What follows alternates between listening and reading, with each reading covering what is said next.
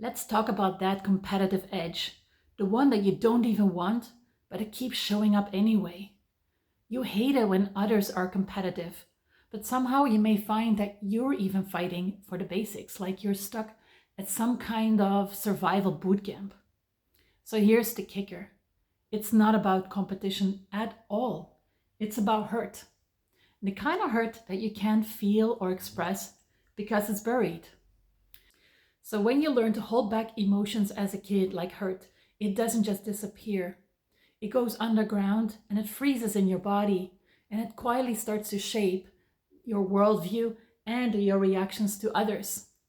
So without access to all your emotions, self-trust takes a hit. And when you can't feel and express hurt, hypervigilance just becomes your overly cautious, slightly paranoid BFF because it's always scanning for flaws, for potential inconsistencies, bracing for betrayal. And that makes it easy to mistrust others because it's demanding perfection not only from yourself, but from everyone around you. Any failure to meet that high bar of perfection, you're out.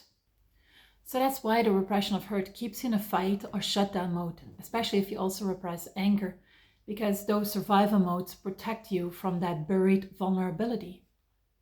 So even after doing loads of trauma work for me, that hypervigilance or sense of tuning out around people didn't move away entirely. I now know that this is because the repression mechanism hadn't been touched, despite years of work and many modalities. I consciously believed that there was enough sunshine for everyone, but deep down, there was an unconscious part of me that remained braced for something bad to happen. So for me, reversing hurt repression has changed everything. So when I started accessing that buried hurt along with buried anger, the fear, the hypervigilance simply started to fade, and the need for perfection too. So no more bracing, no more fighting imaginary battles.